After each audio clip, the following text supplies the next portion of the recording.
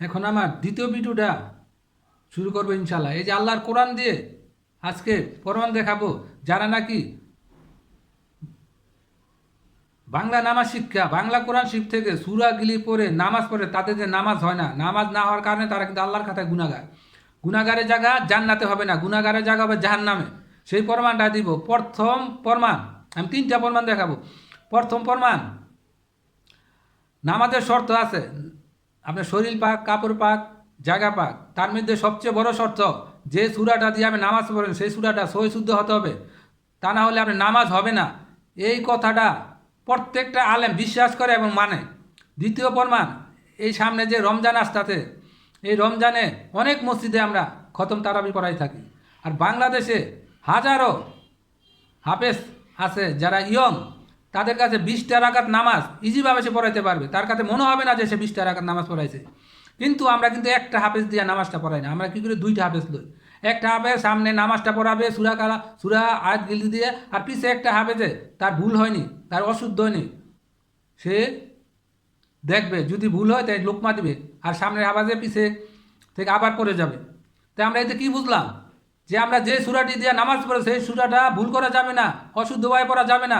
সেই জন্য তো আমরা দুইটা হাফেজ নিলাম, না তো একটা হাফেজে আমরা তারাবি নামাজটা পড়াইতে পারতাম। আর 3 নম্বর দলিল, এই যে দেখেন আল্লাহর কোরআন দিয়ে দেখাবো ইনশাল্লাহ। এই যে এখানে আরবি আর এখানে বাংলায় অর্থ, এখানে কোনো অনুবাদ নাই। আল্লাহ আরবিতে কি বলছে এটা বাংলায় আমরা অর্থগুলি তুলে ধরছি। আর এই কোরআন শরীফটা না শুধু সারা পৃথিবীর মাতৃভাষায় কোরআন শরীফটা বা সৌদি আরবে ফ্রিতে হাদিয়া এসে মানুষকে দেয়। তারা ভোট বইয়া দেখছে মদিনা ইউনিভার্সিটি এবং রিয়াদে জামাতুল ইউনিভার্সিটি এবং কাবা শরীফ ইমাম, তারা ভোট বইয়ে দেখছে যে এই বাংলা অনুবাদগুলি যার যার মাতৃভাষায় দেওয়া যায় কিনা।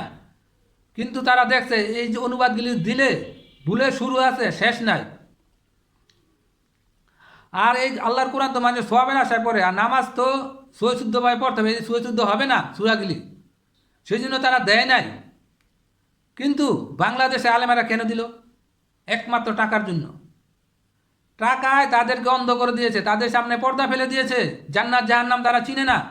এই যে দেখেন আমি কিছু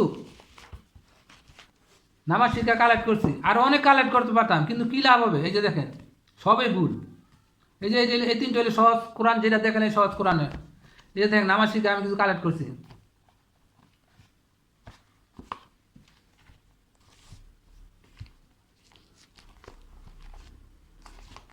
অনেক আরও কালেক্ট করতে পারতাম, কী লাভ হবে? এই যে দেখেন আমি একটা ইংলিশ কোরআনও কালেক্ট করছি। এই যে দেখেন আপনাকে বোঝার জন্য ইংলিশ কোরআনটা আমি আরও বেশি ভুল। আর এই যে এরা যেন এটি পড়ে বাংলা, পরে অনুবাদ, এই বাংলা অনুবাদে মনে করেন আরে ডবল না রিডবল করে ভুল করে। এই যে বাংলা সুরা ফাতিহার এক্সাম্পল দেখায়, যদি আপনি 1 লক্ষ লোকের পড়তে বলেন 1 লক্ষ লোকেও পড়তে পারবে না। আশ্চর্য হইলে এইটাই সত্য, এটাই বাস্তব। একটা লোকও পড়তে পারবে না। পড়তে পারবে কেমনে? যেমনি পেপার পড়ে, যেমনি সাহিত্যিক গল্প উপন্যাসের বই তেমনি পড়তে পারবে। কিন্তু এই সূরাটা যেমনে পড়া দরকার, যারা পড়তে তারা পড়তে বলছে এমনি, যারা লিখছে তারা পড়তে বলছে এমনি পড়তে পারবে না। কারণ কেমনে পড়বে? যে একটা সিস্টেম আছে পড়ার, এই সিস্টেমটা তারা দেয় নাই। আর এই সিস্টেমটা তারা স্কুল কলেজ মাদ্রাসায় তো দেখে নাই, তারা পড়ে নাই, তাই কেমনে পড়বে? আমি জাতির সামনে কোনো প্রমাণ ছাড়া কথা বলতে আসি নাই। আমি আমাদের এলাকায় স্কুলের ছাত্র, কলেজের student, masters pass, double masters pass, স্কুলের টিচার, মসজিদের ইমাম,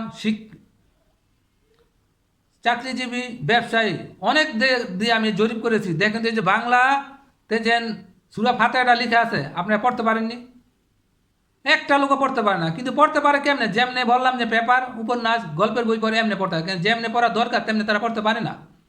কারণ কেমনে পড়বে? তারা তো কোনো স্কুল কলেজ মাদ্রাসা এটা পড়ে নাই। সেই জন্য তারা ভুলের ডবল ভুল, ডাবল ভুল করে পড়ে। এই দায় বার কারা নিবে? এই দায়িত্ব কে নিবে? যারা লিখছে আলামগুলা তাদের নিতে হবে, আর এই কোম্পানি নিতে হবে। তাদের উচিত ছিল, দরকার ছিল এই প্রত্যেকটা এই নামাজ শিক্ষার মধ্যে এই নিয়মটা দেওয়া, কেমনে পড়া, তাহলে কিছুটাও সেভ হইতো। এখন তারা রিডাবল করে পড়ে। সেই জন্য একটা লোকের ওই নামাজ হয় না যারা নাকি এই যে নামাজ পড়ে। আজ থেকে আমি বলতাছি আপনারা এই বাংলা সূরা নামাজ শিক্ষা দিয়া কি পড়বেন না। আর সারা বাংলাদেশে প্রত্যেকটা মুসলমানের আমি অনুরোধ করবো, সামনে রমজান এখন বেশি চলে, একটা লোকও এই নামাজ শিক্ষা কোরআন শরীফ কেউ কিনবেন না। যদি কিনেন নিজের পায়ে নিজে কুরআন মানে, কারণ এই নামাজ শিক্ষা আপনাকে জান্নাতে নিয়ে জানতে পারবে না, আপনি নিয়ে জাহান্নামে। তাহলে কেন আমরা পড়ব? আর এই যে ইমা আলেমের আছেন টাকার জন্য জান্নাত জান্নাত চিনে না, এই যে বইটা তার প্রমাণ দেখেন। এই যে বইটা খন্দকার আবদুল্লাহ জাহাঙ্গীর স্যার লেগেছে, এই বইটার মধ্যে শত শত জাল হাদিস তুলে নিয়ে আসছে। এই বইটার নাম হাদিসের নামে জালিয়াতি। তাই আমার কথা হইলো এই বইটা জাল কোনটা সই কোনটা একজন আলেমে বড় মাপের আলেমে নির্ধারিত করবে কোনটা জাল কোনটা সই। কিন্তু আমার কথা হইলো এই জাল হাদিস লিখলো কারা? আপনি আমার মতো সাধারণ লোক, এই বড় বড় আলেম যারা তারা এই হাদিস লেখে, তাদের সারা গ্রহণযোগ্যতা পাবে না জাতির সামনে। কিন্তু যখন সে হাদিসটা লিখলো যে এটা তো রাসুল্লাহ সাল্লাহ হাদিস না, তার হাদিসটা রাসুল্লাহ সাল্লাহ নিজের নামে চালা দিল, তখন তো তার হাতটা একটুও কাঁপলো না, কলমটা একটুও থামলো না।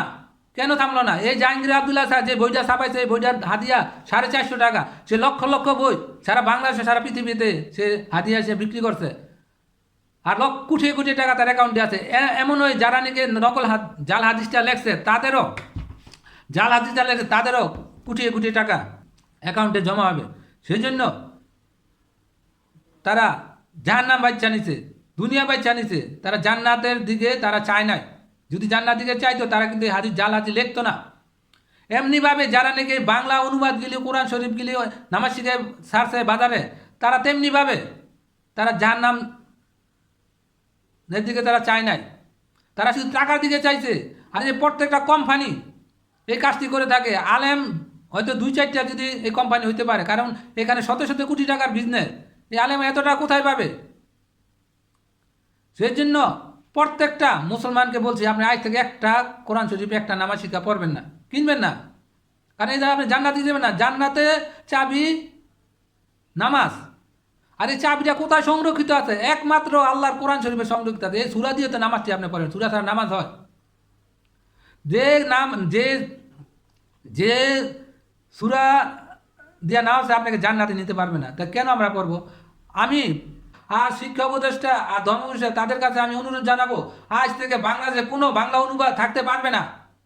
যদি থাকে একমাত্র থাকতে পারবে যে পুরাণগুলি সব উঠে নিতে হবে, নতুন করে ছাড়লে প্রত্যেকটা পাতা না প্রত্যেকটা পৃষ্ঠায় লিখতে হবে এই নামাজ শিক্ষা কোরআন শরীফে যে সুরাগুলি আয়াতগুলি আমরা দিলাম বাংলা, এগুলো দিয়ে আপনি নামাজ পড়বেন না। যদি নামাজ পড়েন আপনার নামাজ হবে না। নামাজ না হলে আপনি আল্লাহর খাতায় গুনাহগার, গুনাহগারের জায়গায় জান্নাত হবে না, গুনাহগার জায়গা হবে জাহান্নামে। সেই জন্য এই সমস্যা আপনি করতে হবেই। আপনি এই চেহারা বসে আছেন, যদি না করেন আপনি কিন্তু কাল হাসরের ময়দানে সবচেয়ে বেশি কঠিনতর আপনার জবাব দিয়ে আল্লাহর কাছে দিতে হবে।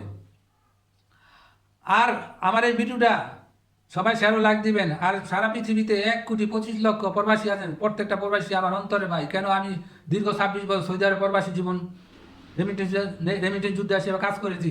আল্লাহ রাসূল একটা কথা বলেছে, তোমরা যে এতিমকে যদি সহযোগিতা নাও করতে টাকা পয়সা, শুধু এতিমের মাথায় হাত বুলেও দিবে, তখন তোমার এই এতিমের চুল যতগুলি চুল তোমার হাতে লাগবে ততগুলি নেক তোমার আমরা দিয়ে দিবে। সুবহানাল্লাহ।